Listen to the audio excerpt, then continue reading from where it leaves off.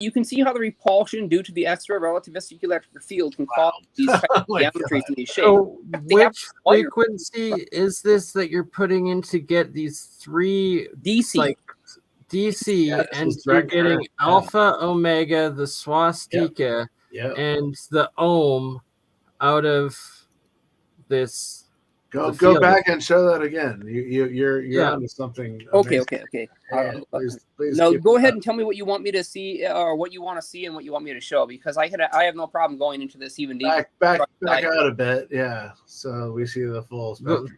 Oh, the full. There we go. Yeah, there it is. Bingo. So the alpha, the omega. So you got the double tubular, and if the alpha omega are going through these tubes, they're going to create a similar resonance to these two ultra shapes that we see above the bottom two shapes. So we got these ultra shapes, which are top down and three-dimensional. And so the alpha omega will create that within the tubular space as a resonance throughout its existence. That's sorry, fucking it's brilliant. Wild, right? Seriously, that's fucking brilliant. Oh my god. Oh, and that's right. One more symbol I need to show too, and this is important too. I mentioned that I had found the epsilon as well, and here it is. So in a conduction between two, and this would only happen in carbon. This would happen in carbon nanotubes predominantly, which, by the way, you could make carbon nanotubes as the Egyptians did by burning hemp. And the hemp rope will produce a natural striation of carbon nanotubes. Well, if you have them crossed it on coil when it burns, you get an electron jump between the next on the outside, and they will make this little shape, this little double loop-de-loop. In jumping from one orthogonal conductor to the other, they can't just take this straight path like this little 90 degrees bend. They actually have to take this double loop in order for the magnetic field and the spin alignment for both particles to come out at the end. And the funny thing is, when they do come out at the end, in this case, into carbon nanotubes. Well, I like how you have those going crosswise. Yeah, right. They come out crosswise, better shape, their dipole moments are exactly reversed. So these will form a Cooper pair and act superconductively coming off the carbon. Wow. Hence exactly why we found that if we cross two carbon or graphene sheets at an exact angle, that we get superconductive-like properties that were found and not quite understood because the geometry was not yet known. But you could think about the electron run along basically a string, like a bead with a hole through it, and they're going to want to stay along this certain alignment path. Well, it's the fields that control exactly where they go. Right. So Dalza pointed out, yes, this is very much like Walter Russell's diagrams. He's seeing this too, and he's seen the interaction. Russell was a genius. Absolutely, he has some of the best elemental diagrams and the breakdowns in terms of how they interact that I've ever seen. And I love the fractal nature of what he's discovered. So I would say that this is a discovery has been known about by the ancients forever, and that's why we've seen these symbols. They may not have... But these 2 points here, where you have the top-down view, but then the three-dimensional side view, I think that's super key because it shows how it overlaps and it folds within itself, and that's wow. Yeah, seriously. Dude. The part that blew my mind is it's the exact same motion. It's the exact same motion, that nothing changes between any of those different diagrams. It's just that we're looking at it from a different angle. That's all that changes. It's just how we look at it, right? Where we're facing. So it's the frame of reference, the observer, and their position in relation to this cross-field interaction is what determines the geometry that we see come out of it. My mind is still melting from it. Right? Like just from a different angle, different perspective, that from multiple perspectives, multiple angles, you're getting multiple sacred geometric symbols and geometries. It truly is mind-blowing. Thank you for that. I mean, that was like seriously. Thank you for hearing me. I am glad that somebody gives a crap about this crazy discovery. We all do. It's fascinating, and it connects into this theory of everything, right? That so many of us, like in the physics, and connecting essentially the cross between metaphysical and physical, and what the ancients knew, and the real knowledge of the mystery schools, such as these Platonic solids, the harmonic octaves of the spheres, and like the super advanced mathematics, geometric dimensional knowledge and language that the ancients knew that we're only starting to understand and have come out publicly.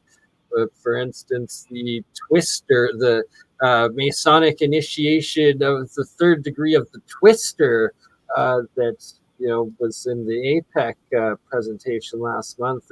It's from every angle. It's fascinating stuff, and it's accelerating. I'm unfamiliar with the Twister. Sorry. I do love the word that it's accelerating. That's the use of the word in both the figurative and the literal sense. Oh shit! Right, bullshit. Long time no see, man. What's good, guys? Sorry, welcome, Andreas Gunwoo. told me to hop in. What's up? Yo, dude, Gunwoo, haven't seen you in a while, man. How Right? have you been feeling? Welcome to the fold. Yeah, so what's this about? The fold is a great term for what we're dealing with. The fold, it's a fold, or it's like a shard, it's a fractal within this higher dimension of reality, of the universe, of this metaverse, and that it's connecting all of them. And that, like Jeremiah's demonstrated here, the alpha, the omega, and the swastika, all within DC current.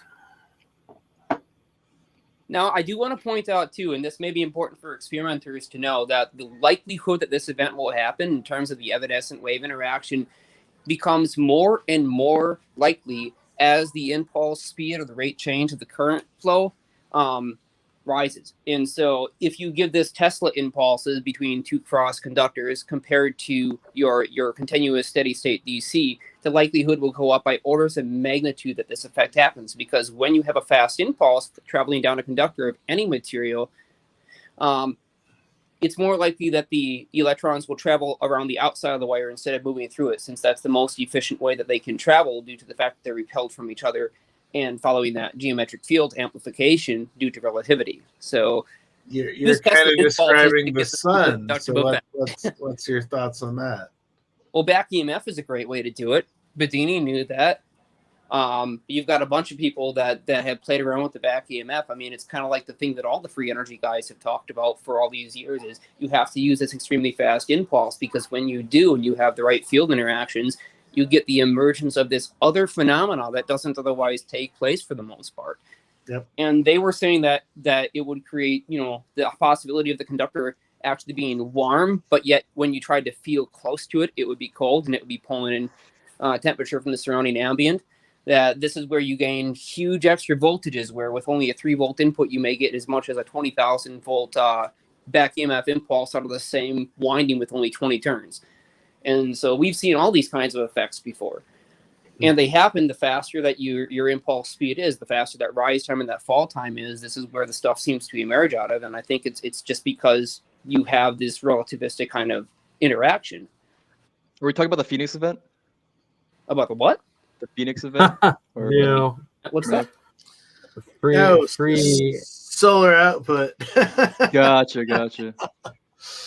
I mean, the Phoenix event is somewhere along the lines. I mean, it's still a coronal discharge. Sure. Yep, coronal discharge. Yep. Yeah. Bring it back into the alchemy, and like you're saying, Hans, that describes the sun. And I was mentioning earlier in Xirtus's first stream about my alchemy experiments when making monoatomic gold, and how the alchemists put gold to the sun, and I noticed it would make this regular white monoatomic gold or gold-colored nano gold during the day while the sun is out, and then as soon as the sun set, it would start making this black nano material instead, and that I figured that out, and to test that after first noticing when I was making monoatomic silver and how it correlated to the cycle of the moon, and after testing it countless times now, that basically when the sun or the moon is full, it will produce a bunch of monoatomic silver. When the moon is empty, it won't produce any, and even to the point of a full moon right before an eclipse, produces a whole bunch of it, and then as the eclipse happens, it stops making any at all in the reaction until the eclipse ends, and it goes back to producing a whole ton of it. It's pretty crazy. So I can talk about the 5 phases of the sun, but wow, you've just described 5 phases of the moon, which is very interesting. Wow. So I've been to Egypt twice, and I've learned a lot about chematology. And so the Kemet scenario is very different from Egyptology. Egyptology came out of Greece. The Greeks understood so much of the hieroglyphs, but they didn't. Right, it's an appropriation of of Egypt. Oh, big time! Yeah. There's a usurping of knowledge. The word Egypt comes from ho kepta, which was a Greek word that meant the land of Ptah, which Ptah was an ancient Egyptian god that represented life, resurrection, the whole 9 yards. But when they were in Memphis, seeing this placard, it was basically Hepka Ptah, and so it literally means the place where Ptah manifests. So it's a temple. It's like, here, worship Ptah, right? This is where he manifests, or he, she, whatever. And so the Greeks kind of got this wrong, and so this became Egyptos. But the original name for Egypt was Kem, the land of the black alluvial soil. The people that lived there, there was a lot of this that ended up in Kem. And so when the Arabs showed up, they realized Kem was the name for a lot of this, and so this is where we get the words for alchemy, right? Or yes, sir. And chemistry also comes from this. So yeah. Kemet and Alchemist, 100%. That's why in my own I never put that together. I spelled my email address ELKHEMIT or IST. Sorry, Alchemist. L. Well, there's a whole different story with L, right? Yeah. Boy, is there ever two. Andreas, my buddy. I feel so bad that I'm so late for Hans Dietrich. This is like way too big of a show to miss. I'm sorry. Good to see you, Mr. Dietrich. Thank you. You made it, sir. And you're here. Welcome to the fold. I love that shirt. That's a great shirt. Thank you. Yeah. Everything I do is kind of spiraling into the fold, right? It's so good. Oh, yeah. I'm giving peace to my Maui friends. I used to live on Maui, so it's prayers to everybody still having to rebuild, still of course, eternally prayers to all the lives lost in that tragedy that happened. But it's all right. I heard Obama bought Magnum PI's mansion, and it's doing fine. All good. No worries. All good. Yeah.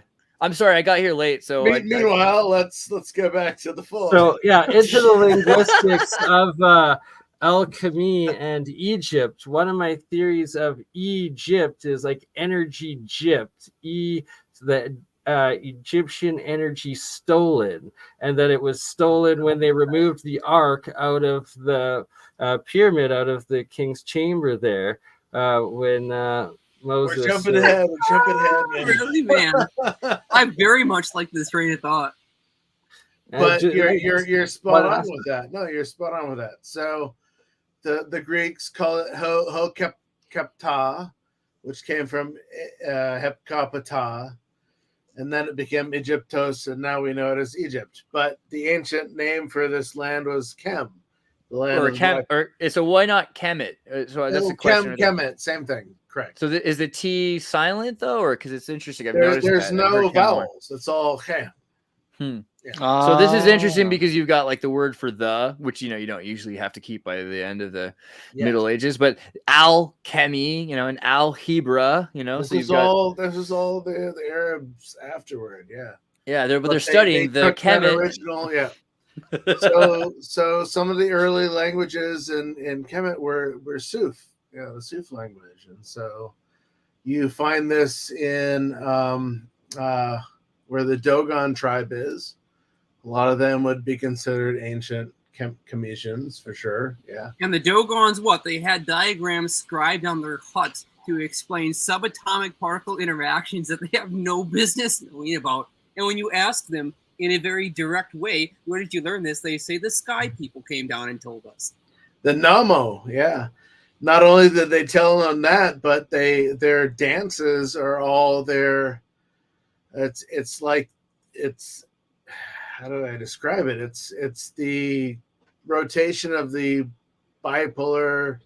It's the football plays of chemistry. It's amazing. Well, that too. It's the bipolar solar system of Sirius. It's how it rotates around itself, and that's their like fertility dance in a weird way. So it's wow. In modernization, like Gurdjieff continues, like the whirling dervishes continue. Like they use a lot of this idea of kind of emulating. Interesting reference. Thank you. I just got to look at your viewers right now. Holy cow, people are really interested in this stuff.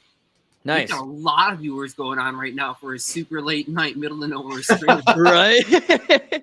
We should be talking about these things. This is amazing. So you're looking here at these are sigils, right? This is Yes, sir. I brought some of these sigils up, and a lot of this do they not look like advanced circuits? And like it just, I can't. Right. They help definitely but see seem the more like parallels. circuits than anything else. That's true. I see that. What you pulling up here? Oh, this is the. It's a lot of the ancient Solomon sigils, and so So what do you think of when you think of Solomon sigils? He's talking about computer circuits. Oh, you're looking at the same stuff right here. This is why I'm blown away. It's like, do you think that their computer circuits is a good metaphor, or like what's the deal? Why do sigils look like this? Right? What's your thought on that? What is the sigil doing? It's either calling in or containing or extracting some sort of entity, and that's what all these exactly. This is what all these sigils are. It's almost yeah. It's just funny like how these are considered alchemical sigils because like all throughout like quote unquote pagan witchcraft you have these like Norse pagan fucking symbolism everywhere, especially in Iceland. They still preserve those symbols. It does kind of make you wonder because again, alchemy. If it's this is the symbols of the study of Kemet, right? These are the Kemet. So in other words, if they're reappearing elsewhere, does that mean? I mean, there's one way you could say, okay, we're all tapping into something. The other is that there's interaction. You know, like you've got the same kinds of boats in the Nordic, Scandinavian areas that you have in Eritrea and parts of Kemet, and you have the same kinds of symbols. Then it stands to reason that they're connected from interaction.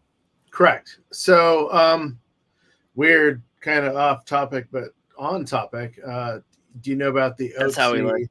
Do you know about the OdySee mummy that was found in the French Alps? The OdySee mummy. I just briefly to refresh. Asked if I meant autistic mummy, and I'm pretty sure I did not. No, he's called OdySee. OTZI. Okay. OTSI maybe. Here, no Z. Here, I pulled it up for a sec. If you want, you can pull the screen up. I got it there. This is this guy. Yes, correct. Interesting. Okay. Oh, so the Alpine. This guy was hunted and shot crossing over the Alps. Wow. But he has tattoos on his body. Oh yeah, I remember that. That are of what do we want to call them? Like Qigong points. Right. And they're on specific acupressure points. Correct. So it's like they're not just cosmetic. Yeah. How in the hell is this guy existing in the French Alps when he was found based on his carbon dating with these markings on his body? Yeah, way before Carl Jung. He was so jealous. Wait, what do you mean? He definitely liked to have the marks. But seriously, OdySee is an interesting character, and it's like, wait a second, what's going on here? Yeah, I'm looking at these tattoos for the first time.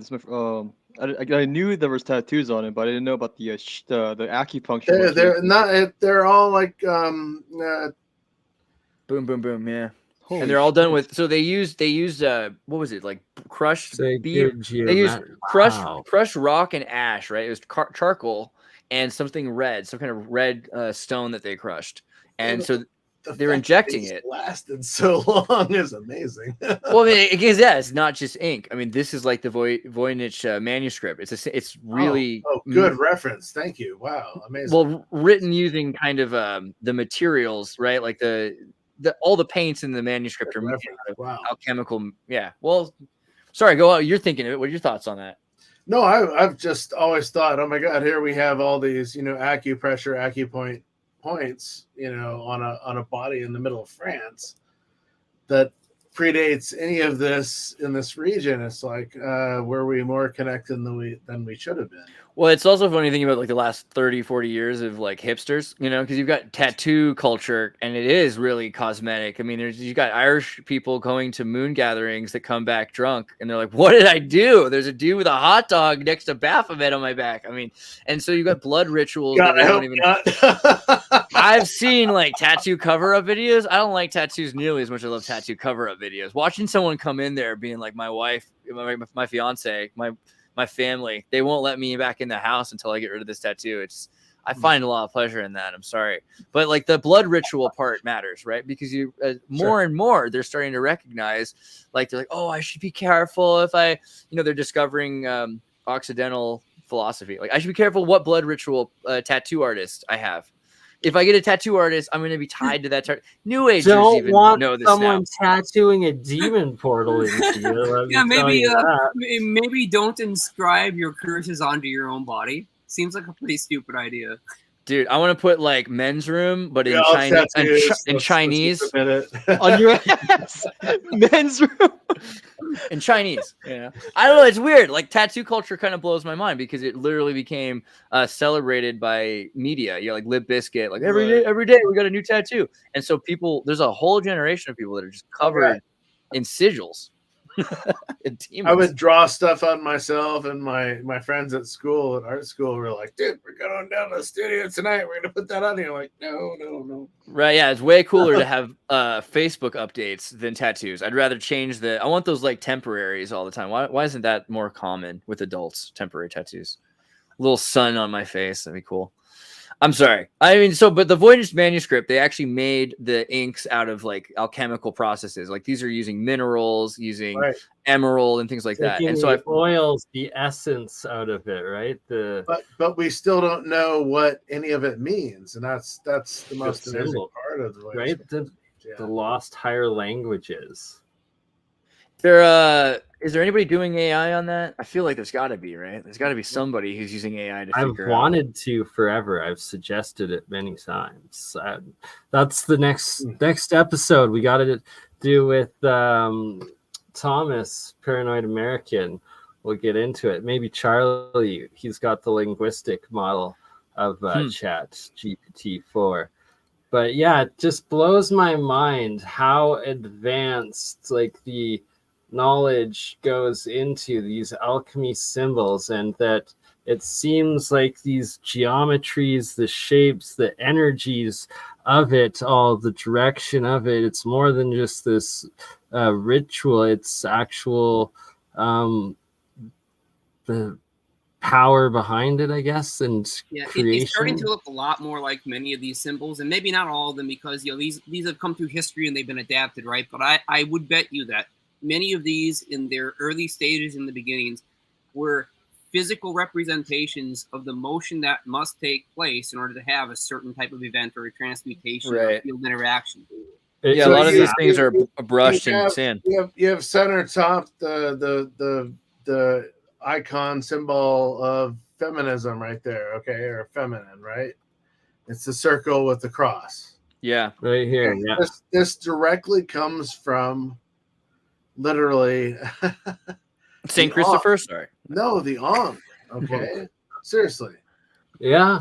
Yeah, to say it crudely, you could say you've got a plug and a jug, and are they two opposite symbols? The fallopian tubes and the ovaries and the vaginal canal. It's.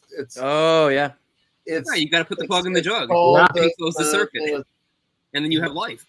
Life, exactly. Real quick, I don't think we might not be that far off from being able to interpret the Voynich manuscript, because as soon as I looked at one of the pages, it reminded me of the Georgian script. Oh wow, look at It's those. like a halfway between like Georgian and like Galgothic. Kind of. Wow, interesting. If anybody here is, and I'm guessing actually most people here are probably familiar with the Electrical Universe thing.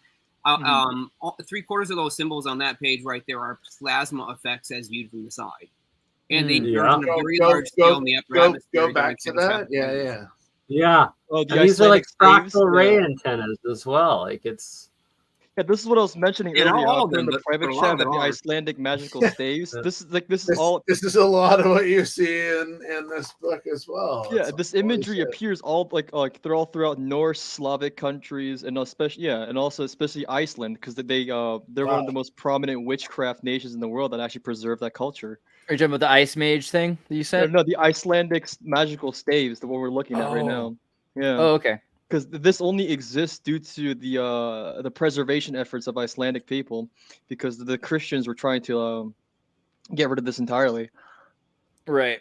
Yeah, I mean, it's interesting because these symbols have very specific uses. Like these are natural laws, and like to kill an enemy's cattle, right? Right. And I also put in the super chat the Galgothic script and the Georgian script. If you compare two of those with the Voynich manuscript, they look very familiar, very similar. The Georgian script looks like little piggy faces. I think it's adorable, but I don't know if I'd really say that the Voynich manuscript reminds me. I think that the Voynich manuscript, also Galgothic, is like 13th century Croatian fabricated, using all sorts of symbols. So I think the best thing to do would be Galgothic's fabricated.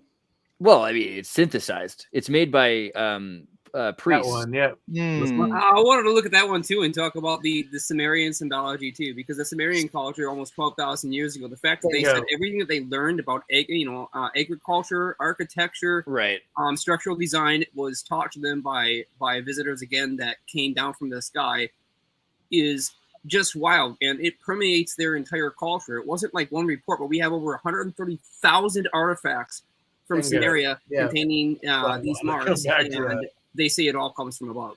Have you heard of the Magna Fuente bowl? Yes, in is it Peru or Bolivia? Bolivia, Bolivia, and it actually came out of a pyramid. There's also a stele that has exactly.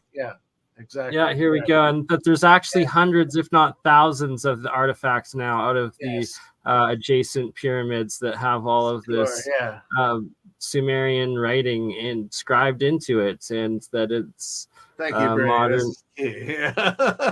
Right, it's the modern day. Oh goodness gracious! The Egyptian, Roman. Shit. What is it called? Damn it! Right, always happens in the live. You said it a million times, and then you can't think of it at the time. It had Egyptian, like Sumerian and Roman or something. Oh, oh gosh, right. Yeah, you're talking about in Ecuador, the Valley of the Giants, Ecuador, Egypt. No. We're talking about Egypt. The Rosetta Stone. I finally thought of it, right? Oh gosh, really? That's what it's called, right? So the Magna Fuente bowl. Is a Rosetta Stone. Yeah, it can do South American. It has two different forms of Phoenician cuneiform, and it's found in the middle of nowhere in Bolivia. Wow. This dude was feeding his pigs out of this thing. It was amazing. It's pretty funny how Bolivia became the middle of nowhere, considering Titicaca was quite the place at some point. Oh, wait, you guys know about the Cuevas de Science? I don't know where is that. I mean, the Voynich manuscript, I just want to say, it's interesting because in 2018, they published this whole idea like, AI didn't decrypt it, but that was 2018. Do you have any idea how long ago 2018 was? Like, I don't think... Has anybody, none of us were born yet. Deciphered. Actually, I think I heard something 2 or 4 months ago saying that AI had deciphered it or something, but then never found the article or heard of it since. I'm glad you brought up the Sumerian text found in the South America, because it's just Father Crespi. That's right. I go through the all the time. Right, even got right here over top of us. This is from the Crespi collection, the Golden Tablets, and look at that pictographic language. It just mind blowing. And Those are some golden plates right there. So Right? I was just about to say. There's Wow. a That's temple in is that Egypt. actually them? I mean, that's not like this is one of There's many. a temple in Egypt. It says Moroni right on Hold it. on, hold that there. I did not realize that these golden tablets I've been told about for years, but never seen a single image of, looked as beautiful as they do. The Mormon Church have been hiding them, bro. You're not ready. There's a temple in Egypt that has this on the ceiling of it. And the same inscriptions. Called the Temple of Maya, and Maya in ancient Chem or Sufi language means water. And so you have this depiction of this guy wearing a weird headdress in Elephantine Island, and there's a spot outside of Saqqara. You go into the temple site. Man, you got to pay these people mad money to get into these ancient sites, but they'll take you in. And you're like, oh, what do I see? I'm just seeing the same, hieroglyphs on the wall. And the guy will go, and he'll, shine his light on the ceiling. And what you just showed me on that gold seal is what you see on the ceiling. Really? These right here. Correct. You see this? I'll find it in my photos and I'll post this. It's mind-blowing. Amazing. And my friend Stephen Mailer, who wrote this book here, The Land of Osiris, fucking brilliant book. Show the book one more time, Hans. Oh, sorry. Land of Osiris, fucking brilliant book, Stephen Mailer. That's kind of why I got into his whole idea of chematology. I've worked with Stephen. I've worked with Patricia Iwan and Yusuf Iwan. Yusuf is his son. Sadat, his son, Rabah, also daughter. She does a lot of magical work with gemstones, and I've known his family for years and blown away. If you ever seen the Pyramid Code, yes, I have. Okay, I'm glad you bring this up. Hakim is in the Pyramid Code, and he is the guy that is the ancient wisdom keeper, and he brilliant teacher for sure. Anyway. So you've learned from them and studying them, or you're writing a paper on their knowledge and research? No, I learned from them. I met Patricia, Amazing. Yusuf, and Stephen Mailer in 2014 in Peru, and so we all had an interesting, all new experience in Peru trying to find ancient chem. And you go into the Larca Limo Gold Museum. You go into the basement and you find 3 sculptures that have chest plates and these headdresses. And the headdresses are straight out of Egypt. It's unbelievable. They're the headdress of Amun. They have like 2 finger spaces that go up across, the top of the... Yeah, there's other depictions of that in the Crespi collection as well, what you're describing. Yeah, correct. Yeah. And so it's like, okay, did ancient Egypt end up in South America? Well, all right, I'm going to burst everybody's bubble here. So I lived in Hawaii, and I lived on the island of Maui. And Maui is known as a god or a unifier of the ancient world that stretched from New Zealand through, all these areas in the Southern Pacific to Easter Island, all the way up to Hawaii and even to Alaska. Okay, there's similarities in Alaska. There's an amazing documentary series about this. Okay, so Maui is an interesting character. He's considered a Polynesian, but he actually isn't.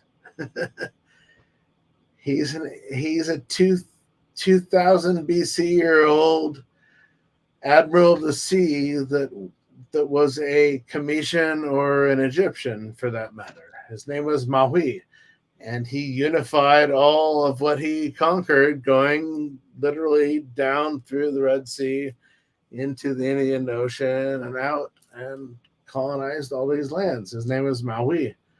And God, what is the name of the series? Indians in the Cupboard, something like this. It's a 3-part series about the history of New Zealand, and it's mind-blowing. I was blown away when I learned this. So Maui is not Yeah, He's- it's Hawaii Loa, right? Hawaii Yeah. Loa is supposed to be Maui or something like that. Yeah. And then again, we're fooling around with vowels too much here. But like, Correct. if you get to what you're saying is really interesting because we have this idea today of who people are, where they're from, and everything. And we gotta remember, people were very nomadic. Nations and tribes were very nomadic, so they moved their government we all were. when they. Oh my God. Well, like you move sure. your government when you move. You have to move. You can't have the internet, so you have to move the whole government. You don't have the internet. Well, of course. I mean, there's certain kinds of solutions to this, but for the most part, if you move your government, then your problem is solved. But this confuses us later. It's like, wait, how could this city be here and how could it be there? Or why are these people, like, why are Westboro Baptist Christian? How did that happen, right? How do we get to Westboro Baptist? I'm not saying they are, but how do we get to the point where they exist? Because if you go back, they're so far removed that if you were to like go to the time of Jesus and introduce one, they'd be like, they have no connection. There's so many steps apart. The thing that comes up for me when we talk about the Mormons talk about the Jews going to the Americas, but they also talk about Akhenaten and Akhenaten being Moses. So if you're looking at the Egyptians being the place where they're coming from, then immediately you have the exact same narrative. You have that North Egypt culture that's emerging. And what do they say happens? Well, 40 years in the desert is like losing yourself, right? So 40 years are generations in Native America. You will lose, your culture will dissipate. You'll interact with other cultures. You will lose aspects of your culture. Royals will marry other royals. Natives won't. And so like DNA will be confused as well. New people will be converted to believing in this when they conquer new lands. And then they'll believe they're the people when the original people die out. I mean, it seems like there's enough evidence to say. So that was the common consensus back in the 16th century, 17th century when the Europeans were arriving to the New World, quote unquote, right? So the whole Tartars as Israelites theory. Yeah, like back then, Christian monks, it was already unanimous agreement that the Scythians were the original Israelites, and they just and they sailed to Americas specifically to look for these lost Israelites to convert them back to Christianity, under the assumption that due to all this removal of culture and the reset, whatever, that they were going to be animists or pagans, and they completely lost. But this is also the cultural roots. Yeah, go ahead. This is why on the maps, like when you look at Tartary, go back to the Grand Canyon. That was interesting image. Sorry, yeah, interesting. Like very temple, like right, the temple pyramid rock. Oh, we have to do a full episode on how. I've seen this, but I've never really seen this. So. But it's interesting because the idea that also this was a giant hole that they went in and covered up in the 50s, claiming or 60s, claiming a plane accident. And no, plane blew in the Grand. For the first time in history, a plane crashing into something created a brick wall. Like it just America. Well, okay. If you have these temples, right, and we're talking about people that believe that they have magic, that they can perform these like super tech future like circuits, like this is magic, but it's science and technology. So they need a fab location, they need a factory, they need a temple. Almost all these pyramids, they're light in the center. It's power in the center of an edifice. Well, that's what a pyramid is. Fire in the middle, right? It really is a factory more than it's like a tomb, So if they lose their temple, that's a big thing for these people, right? If they lose their temple, then they have to use tabernacles. And what do you see when you look at Tartary maps? You see these pictures of tabernacles because that's their form of government. Have you been into an ancient church in Europe? Yeah. So you have the most amazing glass dome or glass stained glass windows, right? You have the vibration of the tabernacle or the whoever's cathedral in the middle, and then you're walking around the labyrinth at the center. And so right. It looks like a resonator.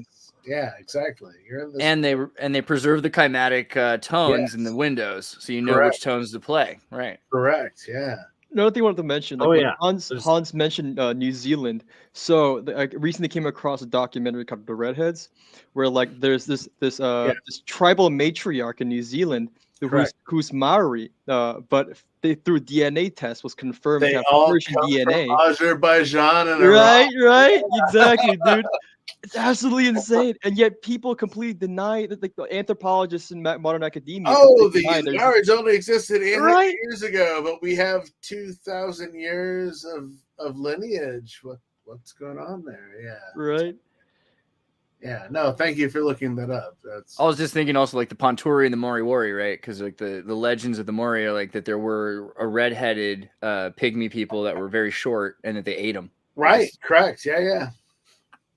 I mean, that's a genesis. That's a genesis for people.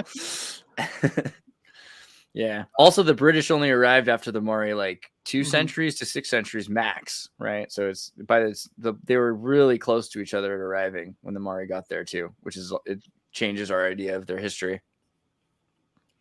Yeah, I don't really buy any modern day, like anything from like 200 to 300 years old. I kind of take with a grain of salt. I agree. It really hard to is these days. It's What do you?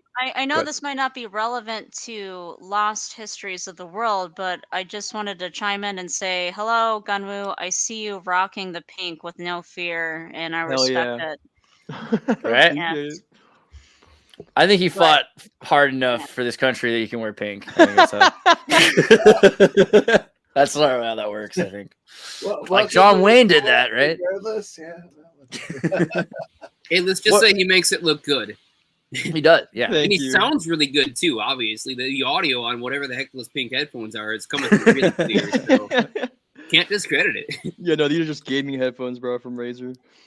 Hans, in terms of like cultural transmutations, you know, so like we're talking about how these cultures have shifted and disguised themselves and lost themselves. What do you do you think about the Osiris, Akhenaten, Moses thing? Do you think that there's any logic to that Moses was Akhenaten?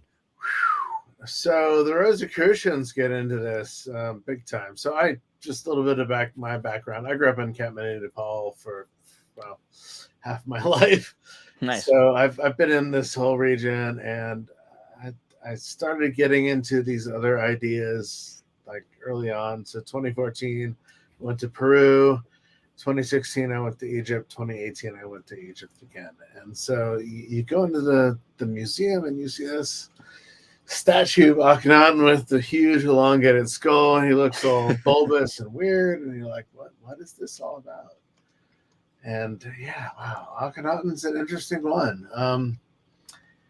He changed the religion for multi-netters. Netters were what we would call natures, so similar to Hindu and South American religions, everything was related to natures. So these were the netters. But prior to him, we had these houses and the suns. And so there were 5 phases of the sun. The first phase would be Kepher. So you're pushing the dung beetles, pushing the dung up onto the horizon. And so this is Horus on the horizon. Then you have Ra, right? Okay, Ra is the fierce rays of the sun. It's around noontime.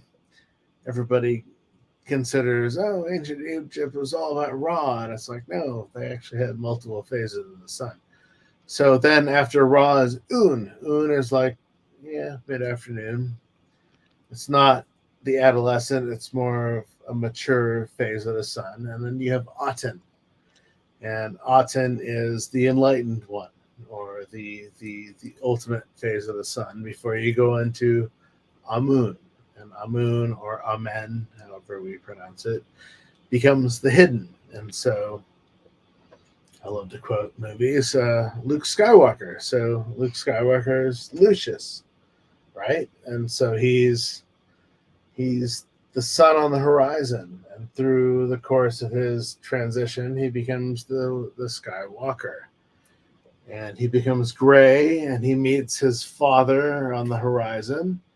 And he battles Darth Vader, his dark father, through the darkness, where both of them become the sun again. He becomes the sun he needs to become, and Darth Vader becomes an illuminated being. And so it's like, oh my God, this is right here in ancient Cometian, philosophy, ancient Buddhist philosophy. It's kind of the same.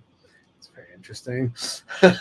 Right. Yeah. I mean, Not- because not it's a to- completely universal belief Oh, until no, you of get course to not. them. Right, No. not to mention George Lucas himself said the story of Star Wars he wrote like completely based off of ancient texts and whatever lore. yeah, Yeah, there was yeah. a Ramayana in his dorm. Oh, of Yeah, course. yeah. But to He's see in the that, know. to see that keep unfolding, even through the movies that we all hate, the new series. I just There's want to something really compliment funny that you about explained that watching- incredibly well, and Yeah, that was really I've not heard anybody else put it together quite like that. And I do find it fascinating that this story, as old as history, can be told again and again 1,000 times over, and it's never going to get old. I think it's ingrained into us epigenetically. It's like something that we just simply fundamentally relate to, and when you make it into media, or you do sort of a hero's journey or a different story and tell about these same principles, it doesn't matter how you say it. Campbell. It's I mean, something that Joseph we love and Campbell. relate to. We've got to give Joseph Campbell massive credit for this. Well, there's he, also yeah. he invented, the hero with a thousand faces, and that's literally every tarot card. All this stuff comes from that. It's like you start as the jester or the fool, right? And then you go through your transformation to become the king or the queen, depending on what path you're following. But so that's the thing. I've been seeing this more and more. You look into Buddhism and Hindu, specifically Vedic Hinduism, and like the Quechua Native American religious reincarnation. Even though, looking at like Kabbalah, like Gilgul reincarnation, there's forms of reincarnation. So all of them seem to be more, and like you said, this idea of multiple natures. There's a lot of that existing until you get to Moses. And this Moses path is really antithetical to the rest of the natural law systems, because the natural law systems are consequential. If you do this, this happens. Bingo. And this other thing is like, do what I say or I'll kill you. In fact, kill your kid, or maybe you won't. Like this crazy, angry, jealous God thing. It's freaking weird. So much so that the Christians couldn't even accept that it was the same God at first, right? They're like thinking it's a second God, like Marcion. Right. So what is the deal here? I mean, like, if so you got a Stockholm Syndrome cargo cult in the desert that creates this evil guy, what's the deal? Well, so before Akhenaten was he was known as the renegade. The only other person that we've known as the renegade was Joe Obama. He was called the renegade. I mean, all these people had names based on Akhenaten's reign, which is really weird. Akhenaten was a weird king, so he was into the fierce rays of the sun. He wanted a one all-time ability to control one aspect of the sun versus all five, which I described. Again, prior to this, I'm not trying to get into Akhenaten's reign.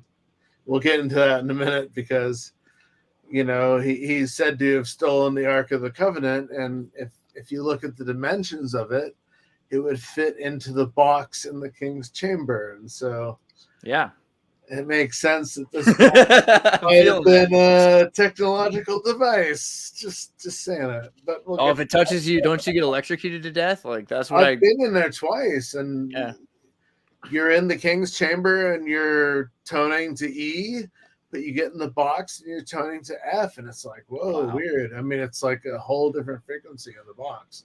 I'm like, I never put those two together. Like, so the Benben stone being the antenna, and then the Archetype being the resonator. Holy shit! Wow. So it is really like what, a nuclear power plant, right? I mean, people say that they've gotten radiation poisoning from being right. And not only that, people have found the chemical residue. Buy this book, read it. For sure, I will, man. Yeah, no, seriously. Christopher Dunn is onto something with the Giza power plant, and if you look at other sites that are found around the space, but the second time I went to Egypt, I avoided the Queen's Chamber, and the second they opened, because you're on a private tour, so you're allowed to go into all three chambers: King Chamber, Queen's Chamber, and then the basement, basically, what I call it, the subterranean passage. And I've been to the Queen's Chamber. There was nothing there that was exciting to me. And so the second they opened everything up after I was there the second time, I bolted down to the subterranean passage, and I went down the dead end shaft, which I don't think is a dead end shaft, but I'll get that in a second. I also suspect that it is not. Oh, and we covered this too. It's cemented at the back, and there's a drill hole through it. So, wait, Jeremiah, what did you say? All right. So we covered the whole toning thing inside of the 3 pyramids on the Giza Plateau, and inside the Great Pyramid, this most wonderful harmonic of toning that you can generate inside the Grand Gallery is a Bragg resonator. It's a Bragg reflector, and it produces these multiple tones from a single input, and you get the whole frequency of your primary trifecta of harmonics that sing back to you as if you've got a whole chorus. The whole thing is amazing, and I can't believe you got a chance to go there and experience that for yourself. So that's what I'm saying. Going into the dead end shaft and sitting at the end of that, pitch black, you're under the earth. You feel your own body, your body vibrating like crazy. You're like, holy shit! It shakes your chest in a way that's so visceral that you feel it almost at your soul. I should resonate. But you sit there, and I had at least 5 minutes to myself where I could tone and do my own thing before people started coming down. I wonder what would happen if once you have 2 hours in the pyramid if you're on one of these tours, and like seriously, after like 30 minutes, they start opening all the shafts, and I'm like, everybody's gonna stay in the king's chamber and the queen's chamber. I'm going to the basement, and oh my god, the channeling down there is so amazing. You have no idea. I would love to ohm down there, and I plan on doing right. I it was just gonna day. say, what would happen if you started throat singing in that area? I did. No, I did. Really? Hell yeah! I do dual channel when I do toning, and so it's funny. Oh, hey Julia, you made it! Awesome. Anyway, when I do channeling, the first time I was in the Great Pyramid in 2016. We had a blood sacrifice, a wedding, and what? Blood sacrifice? All of this is totally illegal. The blood sacrifice wasn't intentional. This guy. So if you're coming up the Grand Gallery, all right, you get to the upper chamber, and it's like 4 or 5 feet tall. It's not very tall. So you're kind of joking when you say blood No, sacrifice? he got Peter. I like to call that getting Peter toshed. I know where he's going. You have to duck down, go through, and then there's a chamber in the middle of it that you step up to, right? And you don't know it's there. And so you're like, shh, oh, and all of a sudden you're at the other wall. And so this guy hit his head hard and he bled. It was sad.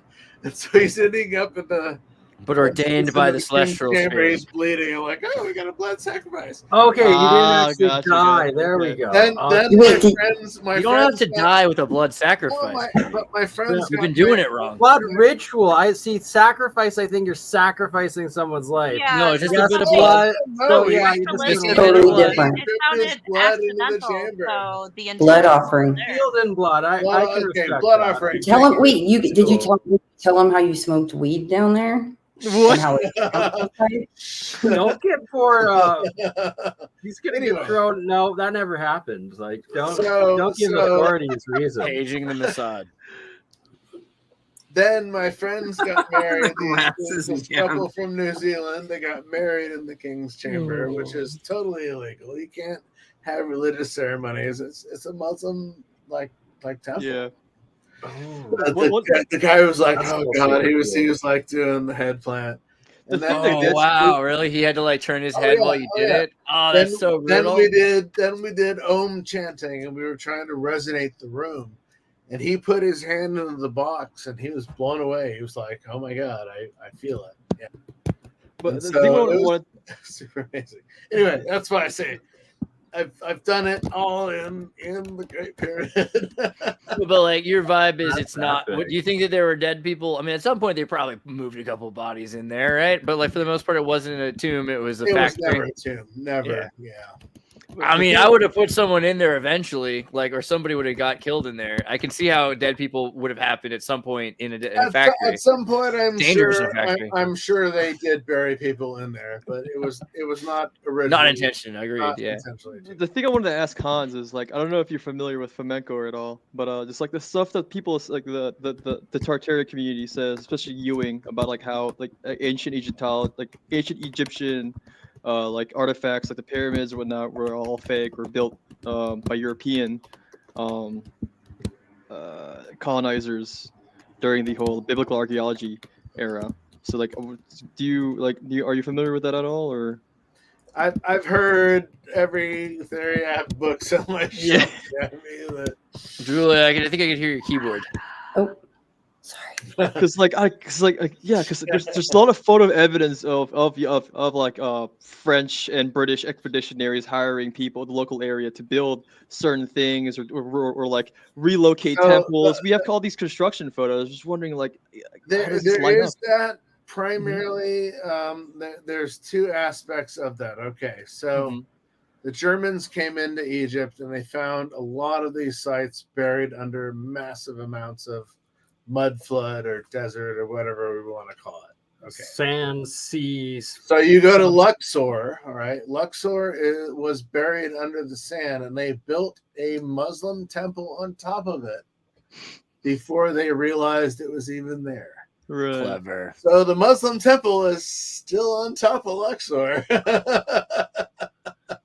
but the rest of the temple is below it. And it's mind-blowing. Okay, so there's a lot of... the amount that's below the whole Giza plateau is just nuts. Like, supposedly the whole is it Aswan pyramid and the 3-storied more than 3. yeah, right. And RIP to did the pyramid code from Calgary. Her name was Every time it will come to me, but how much excavation could they actually do underneath the what's it called, the Al-Hagag or whatever? They're not allowed to do any. But if you her name was Carmen Bolter.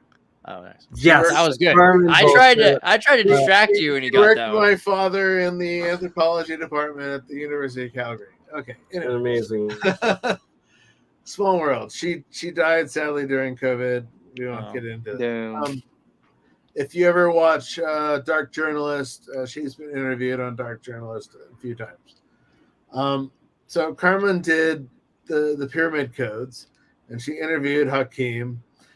And Hakim claims, and I've seen part of this, Hakim claims that there are 10 layers of tunnels.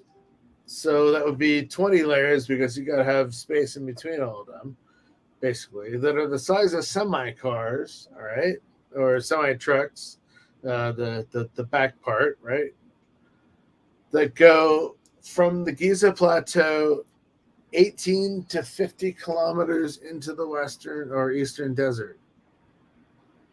And these are 10 layers deep. And this is never talked about until they discovered the Osirian shaft. And they realized, oh my God, here's a bunch of tunnels that go to nowhere. And we don't. Well, the Edgar Casey Foundation was able to get authorization from Zahi and do their own excavations and go deep and where people have never been able to go before. But they prayed for Zahi's college, correct? Yeah, but Zahi wouldn't admit to any of this. And he was like, oh, no, this exists, but we've studied all of it. Dude, look at the north entrance to the mosque, man. Like, this is crazy. Like, oh, yeah, I just walk this is the Luxor? Yeah, exactly. Yeah, the Abu Ghag. This is above the ancient structure. And clearly just barely, because like some of it's sticking out. This is iceberging really hard right now. Yeah, correct. This is a lot. Yeah. Yeah. Well, we'll just make ourselves at home. So there's a lot of this that goes on. You go to the Serapeum and you have 24 alcoves that are all northwest, southeast aligned. Okay, this makes me think of the catacombs. They're all 10 foot deep, and you have this black basalt like scenario going on in each of them, and they're all perfectly aligned. And you're like, how the fuck did they build these or move them into this? But they're built a lot of the time. Built right on top. Have any smut, so they haven't burned any torches in there. It's just right. like No carbon scoring. Right. None. It's mind blowing. But you've got, so then what you have then is an Etch-a-Sketch, because you got certain areas here where if you built a tunnel, like all of a sudden you can have an esoteric cult right underneath your floor. I mean, there's a whole place ready to go. Look up the Serapeum. You'll be blown away. Look up the what? They have many in the side halls that were just left in situ, and you're like, you can barely squeeze 2 people around the side of them. Can you say it again? The Serapeum, or what is it? Serapeum. Serapeum. Serapeum. Okay, there you go. Temple. Yeah, bingo. All right. Yeah, go into this spot and you'll be man. Ooh, yeah, this looks like places I went this summer actually. Where's this at? Greece? It's in Tubular, Saqqara, yeah, in Egypt. You're way past this. Go back. This guy hill, right? No, keep going back. Yep. Oh, okay, hold on. It was the first one you went this to. Guy here. This isn't it. One more, yeah. Well, that was the wiki page for it. So, where this thing here? Yeah, that catacomb. Just these guys. Okay, yeah. So this is just carved out. Wow. There's no smudge marks on the ceiling, walls. How the fuck do they do this? If you're drilling in this kind of an area, the amount of silt coming out of your drill is gonna kill you within 2 years. So again, how are they doing this? I don't know if there's any other photos of Serapeum. You should, find more.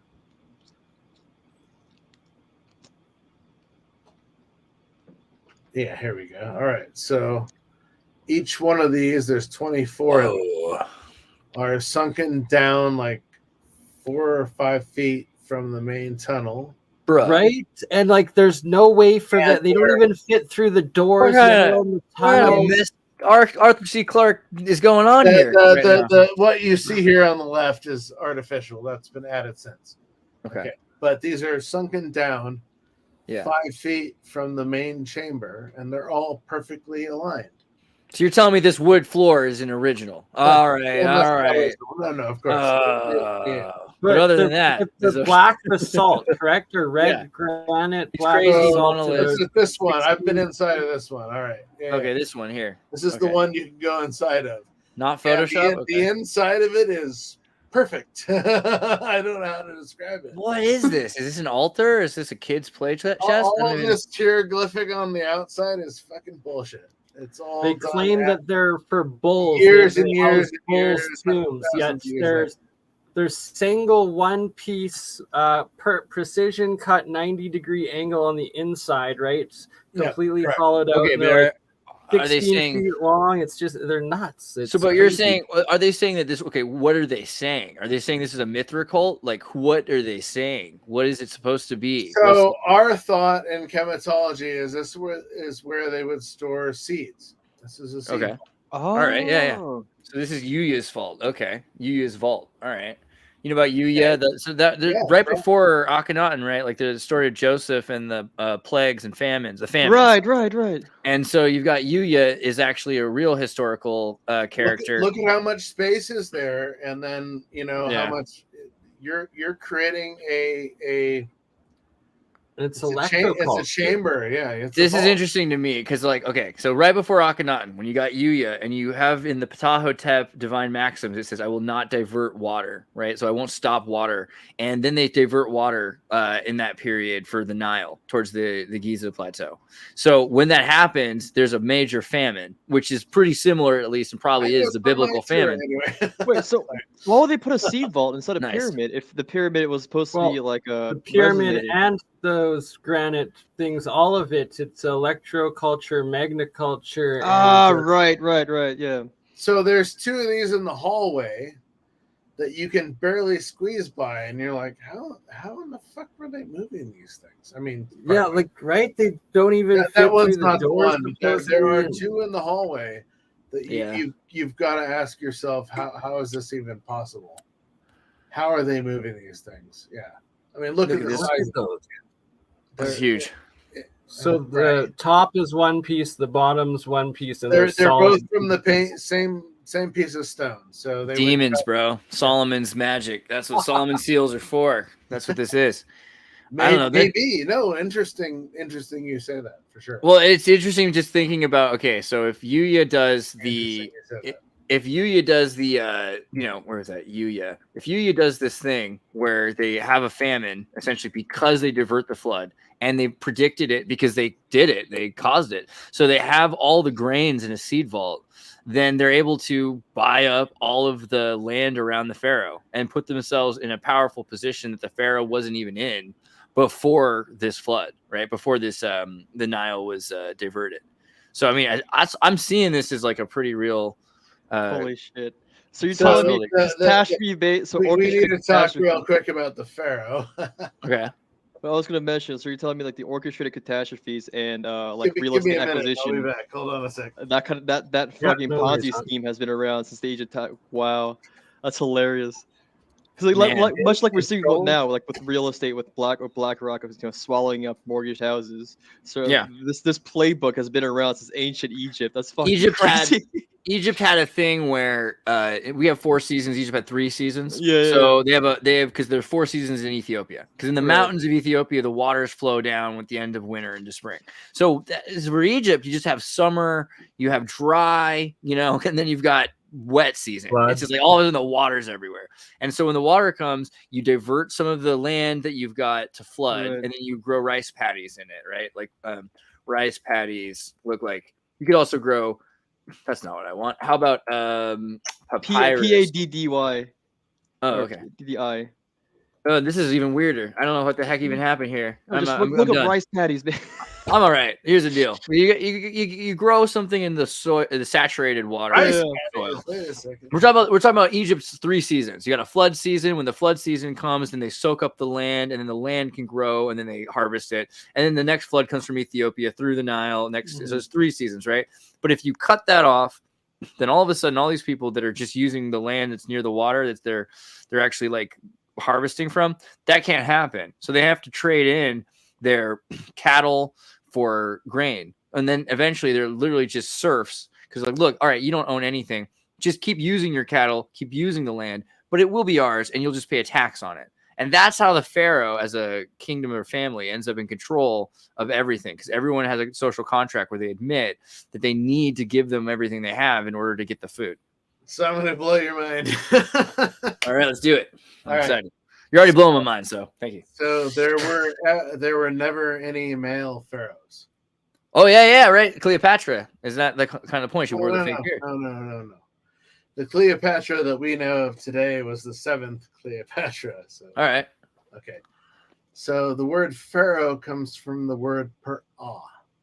Okay, there were 5 pers. Actually, there are many more, but there are 5 main pers. Okay. So you have per-ka. So the ka is your body. So the per-ka is basically the tomb. Okay. This is not the pyramid. This is a tomb. You have per-ba. Ba is your spirit.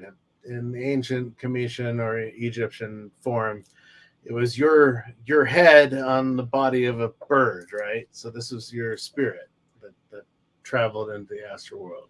So that's per-ba. Per-ba is the temple, right? So you're worshiping the spirit. Then you have per-neter. Per-neter is the house of nature. Per is always house, okay? So the house of nature is the pyramid. Well, this isn't a tomb. That's the per-ka. It's the house of nature. So there's energy. There's something of energy there. Okay. Then you have per-wer. And per-wer is the house of wisdom. Or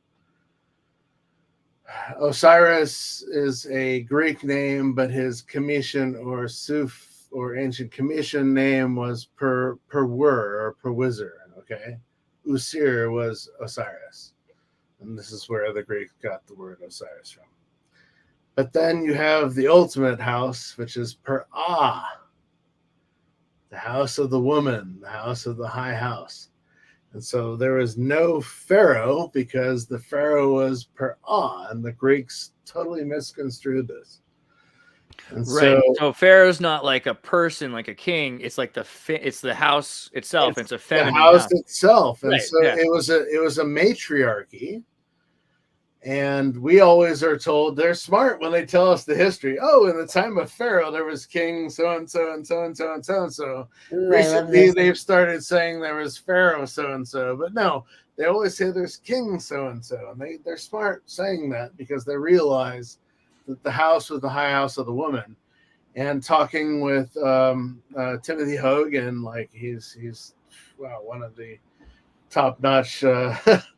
Not only Freemasons, but Knights of Malta representation. He's like, yeah, they would never have initiated a king without the house of Isis, the house of the woman, sitting over that. And so the kings ruled the people and the land, and the women ruled the fertility and the land. And so when you look at the old sculptures in Egypt, you always see the woman with her arm around the husband, right? And it's super fascinating. It's like, oh my God. Men are disposable. No, they're soldiers. You send out men to be soldiers, and women have to stay home. It was a unity. It was a full-on unity. Well, okay, I don't know, because the idea that men were equal kings, when like really you can have soldier kings, but women were in charge of the court system, because under Ma'at there's this idea of the victim being the judge. Yeah. Okay. So like the idea of the femininity is like it's essential. But this is also interesting and revealing, because we're telling, I mean, this is a weird question, but hear me out. What's the wrong interpretation of this? Right? Because the wrong interpretation matters too. What they're saying is that the pyramid is a place of death. That's important, because if they're saying the pharaoh is replacing the pyramid, it might be talking about the priesthood or the house itself usurping power. And this is how you end up with Moses replacing the pharaoh, essentially, because you've got them moving and taking the priesthood of Osiris and all of these people out, the Semitic priests out of Egypt. They're removing I would say that's happening at the same time that they stopped the functioning, like working of the pyramid power that was in it, and removed the ark out of it. And moving past what I was talking about, BurnEye's correct on this. So it's like, oh my God. You have this technological device that has, if you look at the box and its dimensions, it's the same dimensions as what they would say the Ark of the Covenant was. And so was Akhenaten Moses? Good question. Right? Was the King's Chamber? Yeah, correct.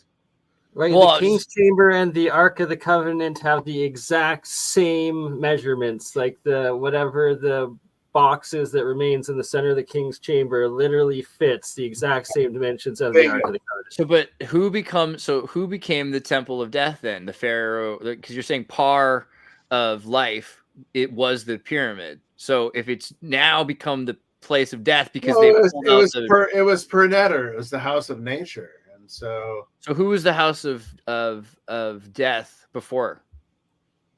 Well, that would have been completely different. I mean, that's what I mean. Like somebody probably stole it.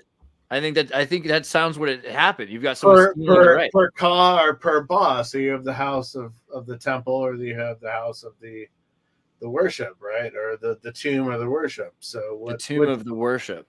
No, or either or. So per ka would be the tomb, and per ba would be the worship, right? So yeah.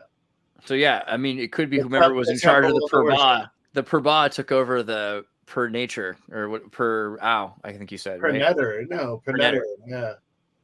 That'd be interesting, because it would explain a lot about like the. But that's what the Greeks saw. So they saw father to son, and so they showed up. I was saying this earlier. They showed up at Memphis, and they saw this. Mabasta. Oh my God! Or what does this say? Well, it says ho kepta, right? Okay, so this is the Greek, but to the ancient, Cometians, this was hepkapata, and so instead of being ho kepta, right, which the Greeks heard was the place of Ptah, the manifestation of Ptah, to the ancient Cometians, it was the manifestation of where Ptah landed. Okay, and so it was a temple. It wasn't the whole land, but the Greeks saw it as the whole land.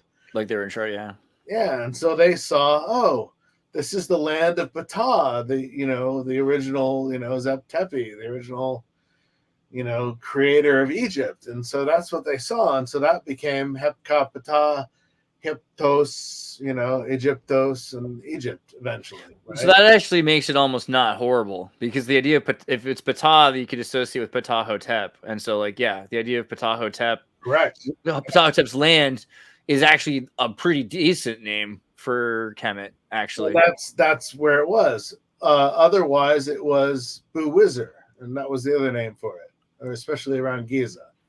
So Bu-Wizir is the land of Wizir, which is Osiris, right? It's interesting because you've got Coptic cults, you've got Mary Magdalene cults, you've got like goddess worshipping cults, like all these things that are existing. Not sophists in the Hellenism. What are your thoughts on Scotland?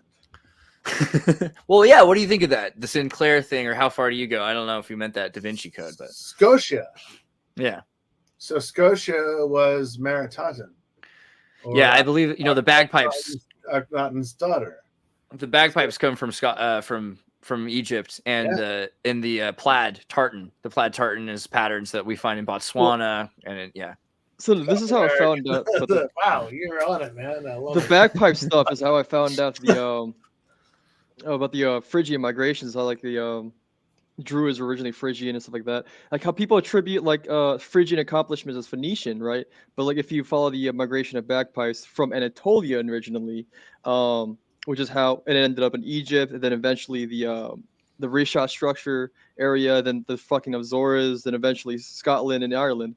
But yeah, like also like I want that's an interesting idea that the bagpipes originated, you think, in Anatolia before Egypt? This also how like Egyptians were originally Persians, that word comes up as well.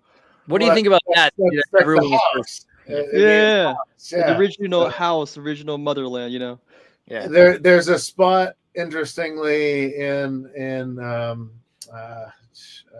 Tanis on the wall that if you look at it, it says Per-Ah or Peru. Sorry, not Per-Ah, Peru. So it's a box with many houses inside of it, and then there's 4 waves underneath of it. And so if you were to translate that into whatever, it means from the land of Tanis or Tawis, you would go across 4 waters to reach the land of Peru, the land of many houses. And so what are the 4 waters? You have the Nile, the Mediterranean, the Atlantic, and the Hans, didn't you say yeah. Didn't you say that Maui, you tied it back to Egypt, that it was Egyptian? Yeah, so I talked about this earlier before you came on, but no worries. So I grew up. I didn't grow up. Sorry, I lived in Hawaii for 2.5 years. Loved it. I lived on Maui, and I learned a lot about Maui. And he's this god of the sea that unified literally every Polynesian island from New Zealand all the way through to Easter Island, to Hawaii, to Alaska. And if you watch, there's a 3-part series that's brilliant.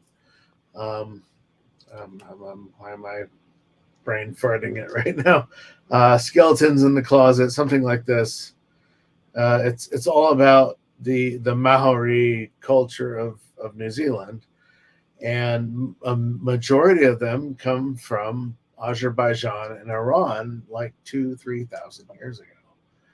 And it's interesting because most of the Western culture is like, oh, the Maori culture didn't exist past 800 years ago. And they're like, oh my God, are you kidding me? We have 800 years of cultural voice, from way back. Right? And living elsewhere. Exactly. Nomadic tribes. Seriously. And so they started looking into this, and then they're like connecting this character, Maori, who unified New Zealand, Tonga, all of Polynesia, into Easter Island, to Hawaii, all the way up to Alaska, because there's so many similarities with Alaska and Hawaii. It's unbelievable. People don't realize it, but it's there. And, you know, back before the cataclysm, that would have all been one mountain range that went through the Ring of Fire. But what's interesting is this character Maui, his name is Maui, and he was an Egyptian admiral of the sea, and he went to Australia and he went to New Zealand, and he unified all these cultural groups, and he existed about 2000 BC for the king of that time. His name was Maui, and this is mind-blowing that, you know, this is huge. They know this in New Zealand culture. They know he was an Egyptian, but most of the Polynesian culture does not. And so it's fascinating. Man, I'm so glad you mentioned this, because I'm about to explode right now with the amount of information that I got on this stuff. Because like last stream, like with Andreas, I was talking about the origins of the Ainu, right? How it found like a Persian connection through the Austronesians in Taiwan, and like the Persians settled in Yunnan, the province of Yunnan in China. Yunnan being the Turkish word for Greece, Yunanistan, and then eventually you reach Taiwan, and then the Ryukyu Kingdom and like the Indonesian area, which is how you have like Austronese Aborigines in Australia and New Guinea and all that other stuff, and then tie into then migrate to Peru, becoming the Chapachoya culture and all that other stuff, and the Pueblos Tayos. Man, I'm so glad you tying this all for me. And then I believe there's like the Gofford glyphs or something like that in Australia, the Egyptian sites in there as well. I've known two friends of mine, Yusuf Ayawan went there, and Muhammad Ibrahim, and they both translated it. It's like very primitive Egyptian glyph. You know, it's not super, you know, high end, but it tells the story of two brothers that came there to trade. They left in a storm. The storm capsized their ship. One of the brothers died, so this spot became a memorial for the brothers. And they basically talk about how the trade was good, so on and so forth. And it's just like, oh, the Egyptians never left Egypt. And it's just like, are you fucking kidding me? So, right. It's more into Scotland, right? Because the more you think about that, there's so many levels. Because earlier you were asking about Scotland and Scotia, really, like Valentinian. I think everyone was everywhere. Well, this is what I think of Atlantis, and you know, we get into, you know, a lot of what Julia's doing as well with these serums and these things. It's like we knew all this before, and I think we're coming back around to all this again. And are we living the time of Atlantis again? That's the question, right? I mean, but then you have that theory of civilization being a cyclical, cycling back into a new golden age potentially, and that Hans, you were talking about the ages of the sun in ancient Egypt, and it brings me back to how are we transitioning again into this new age, this new cycle. That whether it's these are the Yuga cycles. These are you know, it all overlaps. It's like micro, macro, or massive, right? Yeah. Interesting you say that, because here we are. It's like, oh, are we coming into the age of Aquarius? Well, if you really look at the time cycle, it will be for another 200 years. So I think I go with there's this. Lots of people now stating the sun is white compared to where it used to be yellow, and that the work of Nassim Haramein, he made this claim, I believe before 2012, it was 2011, that in 2001 was the first time the sun didn't do its 11-year magnetic pole flip, and then in 2012 again it didn't do its magnetic pole flip in the 11-year cycle, and instead it's done this pulsing and it seems like it's growing a little bit and doesn't do this flip. And then so now another 11 years is 2023. So supposedly if it doesn't do a magnetic pole flip again this year, I guess it would kind of scientifically verify that we're going into a different age of a sun, because it's... I don't think we have enough information on that. I mean, quite honestly, we've only been studying the sun for the last 100 some odd years, and so it's like, do we really know what it's doing? I mean, you got Jesuits and Chinese studying it before, but is the sun the same sun? Even, I mean, you got a lot of people on YouTube saying all kinds of things, but some of the stories about what are we even seeing in the sky at this point, like, do we have any accuracy of like what we're even experiencing? I mean, earlier Gunwu brought up time, right? The idea of the flamenco chronology. Do we agree that the Gregorian calendar is right, or do we prefer the Julian Orthodox calendar? Because there's like 1,000 years of discrepancies between the two, right? What do we decide on things like that? Are any of you having premonitions, or? I've always had the 3-day of darkness thing, right? And so I used to have dreams as a kid that there'd be like 3 days of darkness that would come. And everyone's just yelling and arguing in the streets. Like, I was imagining like Ninja Turtles city. Like, I mean, again, I was little starting these dreams, but they kind of stopped happening around 2012. I remember right around 2012, I had this dream that was like in a white freaking like 2001 chair of a room, this egg room. And in the room, there was like, I'm not really in the room. Like, I'm watching them and they don't see me, but there's all these people dressed in white around this table. And they're all like, it's like Hillary Clinton and stuff kind of people. And they're talking about how they can't go back before 2012. They're like, no, we can't do it anymore. And I'm starting to understand what they're talking about in this dream. They're like, yeah, like, I mean, are you sure we can do this? Like, can we even, like, we've caused a lot of trouble in the past. And it's like, no, we're sure. Like, this is the best. We've got it back to about what we can. Like, World War II this is what we're going to have to live with. And no one can travel before this date. And it's set. We know that. And so we're going to just lock it at December 21st, 2012. It's kind of, and that's kind of what it was like in this dream. And after that, it was like this, I kind of felt like, okay, this clarified for me some sort of reality shift, and that there still probably is something to come, who knows, but that we're in this thing now. I don't know. What are your thoughts on your pineal gland affecting like DMT or Amrita or any of these aspects affecting your dream state? What is I was doing a lot of Kundalini. My Shakti had definitely been activated, so I think that definitely had a lot to play into my experiences. I think a lot of people do live routines designed to keep them from dreaming or being able to experience their dreams on purpose. Like, maybe they don't know it, but like there are certain things people do in order to keep it suppressed. This is interesting for me because, like, from a young age, I used to be clairvoyant. I would just have like random dreams of like just events that would happen in the future, very mundane dreams. But then, like, over time, like, I just stopped dreaming at all. I'm just wondering, like, what happened. You smoke a lot of weed? I mean, yeah. There's a lot of majestic things that I think affect your ability to remember your dreams. You're probably still dreaming, but you can't remember them. But like, honestly, almost every time you tell someone to sober up and then they start having dreams, I think that's a big one. What are your thoughts on this, Julia? Oh gosh, I preach it all the time. I feel like a broken record. It's like cleanse, purify, cleanse. Right.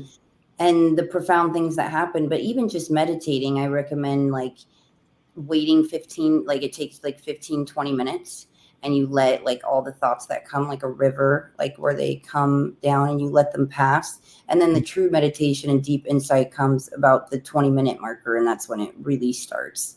And and then practicing that and accessing that and asking questions and directing that and receiving the answers in a way that you will be able to absorb it. But I preach that a lot, of the purifying, and not like, to me, there's certain substances affect the clarity of that.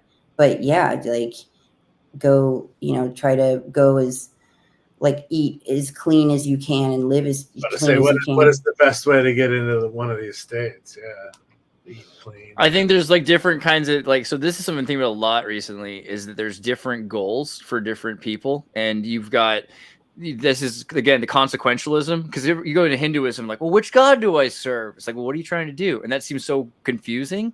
But it's like, are you trying to understand and become part of the expression of creativity, creation? Are you trying to embrace like Jagat? Are you trying to get Shakti? There's a reason why a lot of people are into tantric Shakti yoga. It's kind of an embracing of the Holy Spirit, and yeah, bro. But I mean, there's also like Sanatana, which is like eternal. And so I think there's like steps. You have to empower the self. You have to use Atman, and there's a lot of people that would call that Luciferianism. But I think it's like an early step towards then understanding the Shakti, which is like how to use the Holy Spirit. But then what's the point? Like, if you're not doing it for the eternal, if it's not like for Narayana, like the sort of eternal, the thing in between destruction and creation, I mean, then you're not really doing it for like surrendering to like the purpose or something that's come before you, something coming after you. I don't know. That's my thought. Bring up Narayana. That's interesting. What's your thought? What do you? No, that's true. Yeah. Interesting. I've been thinking about Narayana because it's like it's this dharmic alternative to the Abrahamic Yahweh. Correct. Interesting. Okay. All right. Wow. Shit. Well, sorry. Welcome back, Bernie. How are you? I've been listening to it, and I also find myself, when I smoke a lot of weed, I don't remember my dreams. And that when I was younger, I had reoccurring dreams actually of a past or future life on Mars a whole lot. And that, I don't get them anymore with the amount that I smoke weed. But you're suppressing it. Yeah, no worries. Yeah. But then, when I do smoke marijuana, and like I'll get into like a kind of like meditative conscious state where I kind of like zone into these weird alchemical science ideas and like experiments and stuff. It's quite strange. Do you have a like cosmic drip or a pineal expression that comes out of that? Curious, just as we keep going back into this soma and Amrita. Yeah. I'm curious about that. Yeah. I wonder if also the has anybody done sound healing? Curious. Yeah. No, I haven't. Oh I'm my all God. about like sound to healing and experience binaural that. entrainment. Yeah, I think it's really key. I think it's key. I know about the wave oscillators, like how the 1800s chairs, the wave oscillators they had back in the day, where they were like just coronal discharge to heal you. There's a company in China that's actually reviving that technology, and my aunt owns one. Really? Oh, wow. Yeah. What's it called? Sorry. It's Let let me like I don't know the actual. I need to ask my aunt again about what the company name is. God, I'd be very interested to find out that. Yeah, I mean, we'll definitely keep in touch. And let me. This is perfect and exactly what I'm trying to get to the bottom with in the Science of Sound series that we're doing, and being able to use the right frequencies and resonance to figure out how to heal, and what the actual solfeggios do, as well as the Kirlian frequency. There's so much to it. It's called a multi-wave oscillator. All right, multi-wave. And it uses coronal discharges to heal people, and this has been around since the 1890s, 1880s, somewhere there. And there's a Chinese company, like I mentioned, that's reviving this technology, probably off of Shenzhen. I need to ask my aunt. No worries. Thank you. Yeah. Super fascinating. Anyway, Bernie, you were talking about this waveform technology. So there's a spot in Egypt next to the Unas pyramid, in between Unas pyramid and the Step pyramid.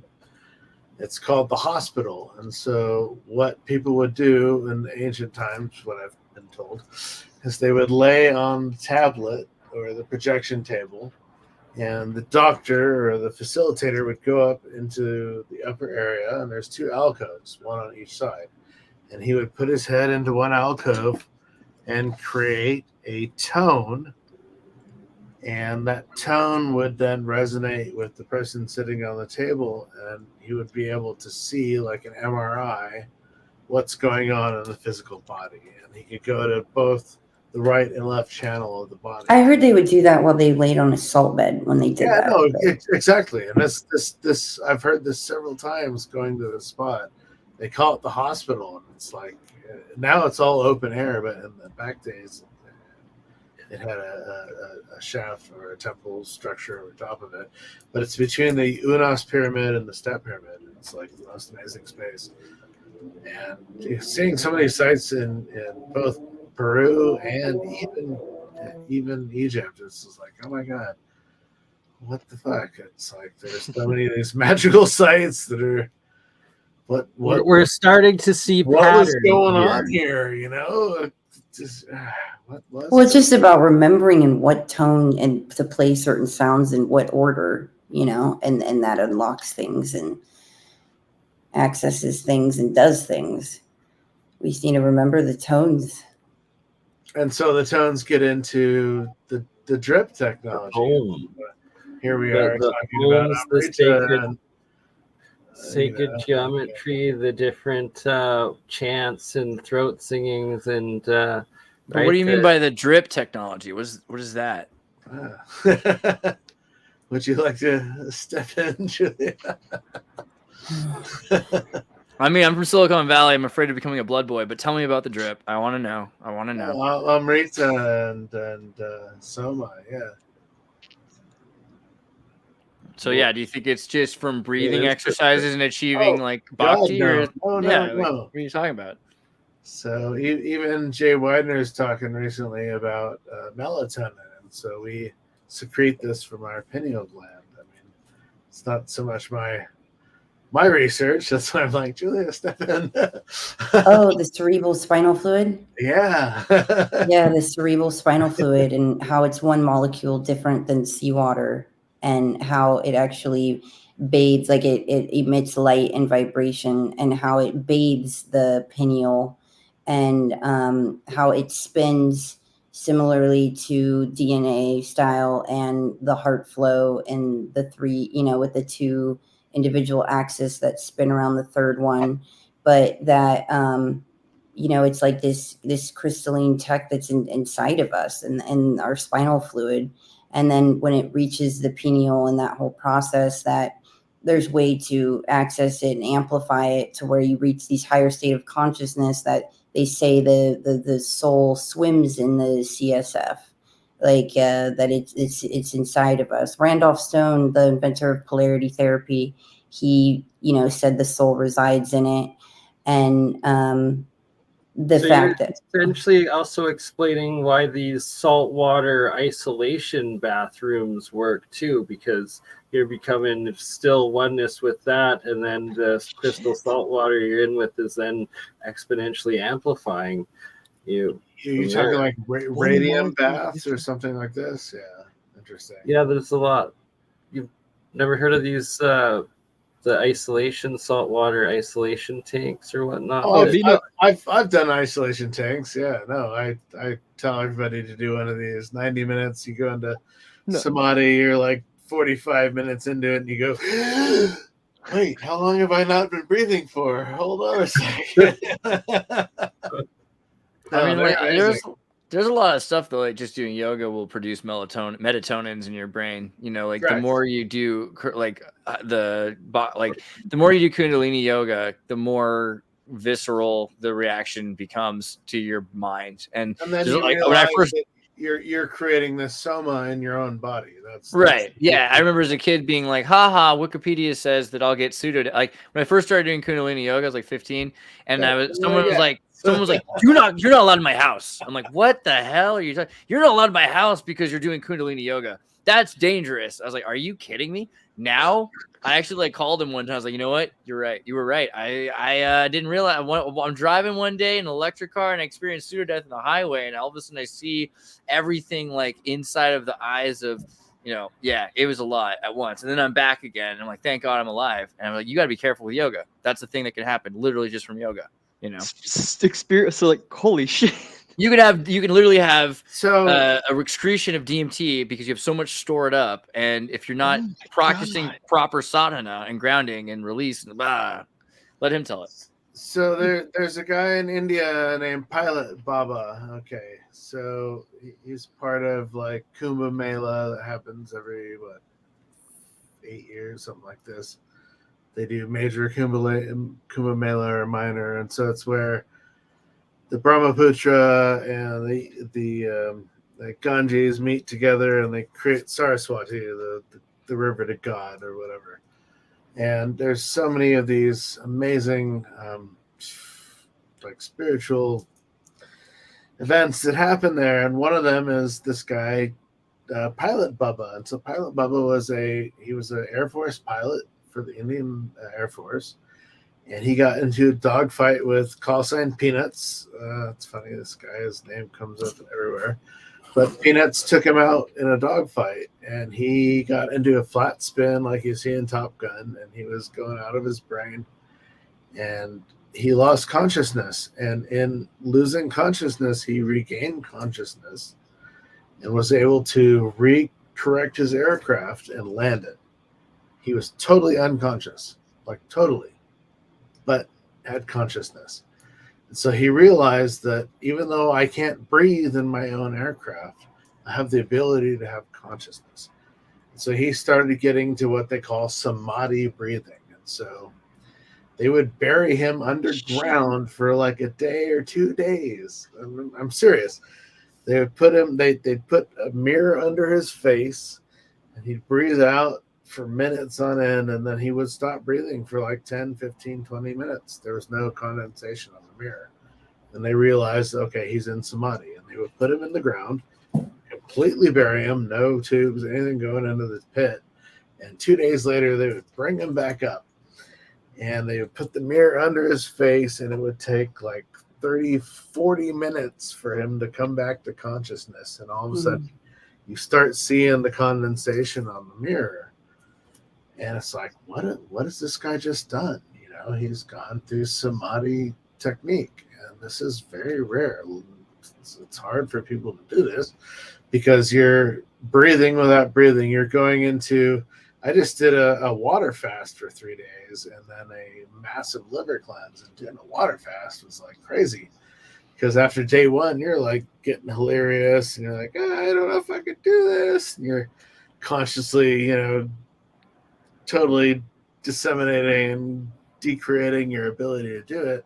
And then day two, you're like, oh, wow, I have all this energy. And all of a sudden, I'm creating new things in my business and new things in my environment. Why?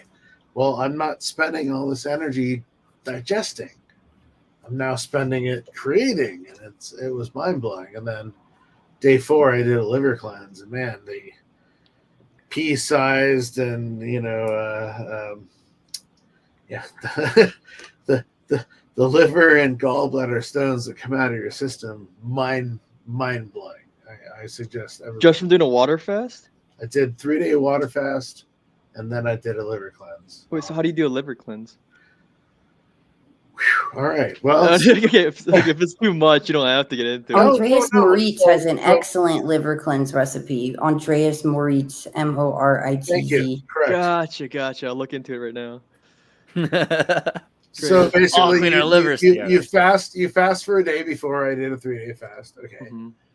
And then at 2 p.m, you drank 8 ounces. I did a little bit more. I did like probably 12 ounces of water and a tablespoon of Epsom salts. Yeah. So you get the good Epsom salts that you can actually digest. There are some that you can find that don't have flavors or whatever.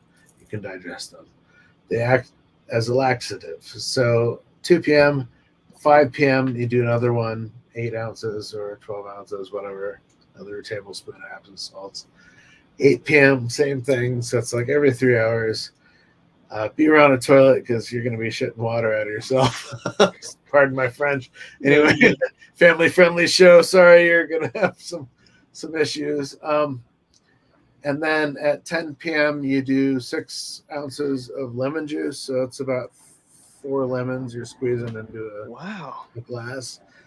Mixed with 4 ounces of the most amazing olive oil you can find. There's good olive oil out there. Mix it, stir it up like crazy whirlwind, down it, get horizontal, When you wake up like 5, 6 in the morning, you do another 8 ounces of water and Epsom salts. 2 hours later, same thing. 2 hours later, same thing. And then 2 hours after that, you can eat. But man, you're going to flush the craziest stuff out of your body you've ever imagined. So, yeah. The thing about the breathing stuff that you mentioned earlier. There was a lot of breath work. I wanted to mention because it reminded me. So me and Andreas were talking about like how, or certain animals, even in their sleep, like sharks, could still. Oh, sharks! How do sharks exist, man? Sharks are the weirdest. Right. Fish. But like I had a very similar experience about this whole being conscious while awake. Yeah, anyway. Same with dolphins, and that's what dolphins technically are like catnapping a little bit. But this is crazy, the bicameral mind. Ugh. Right, dude. And like I want to mention, can't you subdue a shark by just putting it on its back and it just completely? Oh yeah, it's awesome. Also, if you punch a shark in the nose as a lifeguard, let me tell you, it works. Sorry. I've seen videos of scuba divers flip a shark upside. But anyways, punch him in the nose. Go on. So I had a very similar experience of being, conscious while being unconscious, right? So like, especially, so I've been to the military. I've been through the military myself. So the last, the basic graduation ceremony, you're supposed to like march a few laps around the parade field and then salute to whatever the people up on top. But during that lap, 2 laps. I fell asleep because I was so sleep deprived. I fell asleep while marching, and I was still in formation. And like, and maybe 2 laps, I woke up and like, I'm doing exactly what I was doing earlier. I was like, holy shit! And very similar phenomena like that I've experienced throughout my life. Especially also like when I was at my first duty station. I was working on like, just working aircraft, doing my thing, and then eventually I was turning a wrench, then I fell asleep, and then I woke up, the job's done. The stuff like that. You're gonna end up with Total Recall on Mars, the same as BurnEye. You better suppress it. I was wondering if that had to, if that's a similar effect or what's up. Interesting. Right, and it's like, do you live another life in your dreams or within that time space? It's strange. Dream space is as real as live space. I mean, I've seen future versions of myself, like in the past, that of like years ahead of like the way, and my hair was exactly the same and everything. We're like just jumping through time and space, and seeing those things. It makes you think like, where are we at? How is that possible? But what's that breathing thing you said? It was like Shakti or no, sorry, Samadhi. Samadhi. David Blaine-tology. Yeah. Well, the thing is, there's a lot of people that speak a deep meditation that it takes them to, like, it activates more of their cerebral spinal fluid and it takes you to deeper states of meditation. But for me, I would go to these conferences and people do these these workshops where it's like deep breathing exercises and their eyes are closed. And I was always like, I can't do it because all of my profound results are when my eyes are open and my breathing goes so shallow. It's like I'm not breathing. So that's what I was laughing about with Hans before. I'm like, he's like, that's the Samadhi state. I'm like, here I thought I was doing something wrong when it was actually probably something, profound and good. So it's different, but they say that the deep breathing really helps and unlocks things, especially for males. I just remember like the videotapes. It's like, and now Samadhi with David Blaine. That was a good time to grow up. But yeah, no, the reason why I mentioned the story that I just said was just like, I wonder like if like I don't do any breathing practices or whatnot, but I'm just wondering if I unintentionally entered a somatic state or something. Quite possibly, yeah. No. Right. I think you can also. I didn't know anything about this. I would go into shadow breathing when I'd be in the sauna, and so I would breathe out and then inhale without inhaling, and so you breathe your stomach and everything up into your lung cavity. It's like reverse breathing, and I never realized, maybe this is a form of samadhi. And somebody's like, "Oh my God, what are you? You're doing shadow breathing." I'm like, yeah, I'd never really thought about it like that. But and you're getting into like tantric practices. Yeah, you exhale everything, and then even though you've exhaled all your lung capacity, you breathe in without breathing in. You're sucking everything still up into you. And it's like, it's amazing, but it's like shadow breathing. And then I was watching, there's an amazing documentary, everybody should watch it. It's called Shortcut to Nirvana. And Pilot Bubba's, I've met him, but he's featured in it. And he's one of the guys that there's a woman from Korea and then him. And he's all about, doing samadhi. He, like I said, he was taken out, mid-flight in a dogfight and made his way out of it without breathing. Well, Mauro Zapatera says that like cerebral spinal fluid is constantly transmitting like vibration and light, and that the energetic fluid that it creates then reaches like every major center of the brain and the entire central nervous system, like instantly, like instantaneously and non-synaptically, meaning like, so it creates these spontaneous states of being, these states of consciousness that arrives not through mental thoughts, but through the wisdom of a light that is conducted by water. And this explains why intuition and meditative states are non-thought based and non-synaptic and sometimes precognitive, and that they arise as a sense of like instantaneously, not as thoughts, but like as a knowing, just as like the antennas of the CSF water that transmit the energy like through the entire nerve system. And, and it makes that long journey up the superhighway of your spinal column in the third ventricle of the brain, at the center of the brain, just in front of the pineal, like your pineal gland. And that it's in the back of the pituitary and in the pineal, and they're always bathed in this cerebral spinal fluid. And these are the master glands of the endocrine system and associated with the 6th and 7th chakra and the higher, for your preconception, your perceptions of reality and everything. And the third ventricle was referred like by the Taoists as the crystal palace, and by the yogis as the cave of Brahman and the spiritual teacher. And so those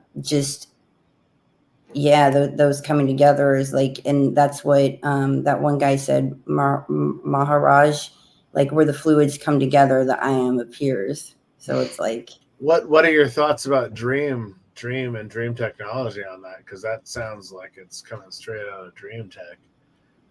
Yeah, that's just interesting. That scares me. But I'm sorry to cut it off. We're just over 2 hours in, and it is 1:30 a.m. where I am, and I have to go pick up the girlfriend. She just finished work. Oh, man. I don't want her being stranded at 2 in the morning when it's minus 12 degrees Celsius outside up in Canada. That's why already. Shoot. Man, I would love to continue talking about this after stream. But Andreas, you're muted, brother. I'm pantomiming. No, Hans. Maybe at some point we could set something up to do a sequel. It'd be great to talk even deeper about some of these things. I'm gonna need to read your latest book, but beforehand, because I'm gonna have specific questions. Go to megamyst megamyst.com as it says in my thing. Megamyst.com. Everybody else, take the hint. Go to megamyst.com. Buy a couple copies of his book. Give a couple to your friends. Do the mission. I've already been posting it in the live chat. Just go to random doors and be like, "Hi, have you heard of Hans Dietrich?" And just hand that. Well, thank you for the. Yeah. Anyway, same with Julia. We're getting her books out here soon. I hope. Epic. Yeah, this is key, guys. So make sure you go to Mega Mist. Check out. He's got other videos. He's got deep conversations on all. Obviously, we just asked him any which direction of questions, and he had amazing, important, and revelatory information on all of those subjects. You passed with flying colors. So I'm sure I can only imagine the more questions that you could ask, the more rabbit holes it'll take you down to check out. I'd love to talk about these things. I've spent oodles and hours and many. Dude, I wish I could quantify an oodle. That'd be so cool. Noodle. What the hell's a noodle?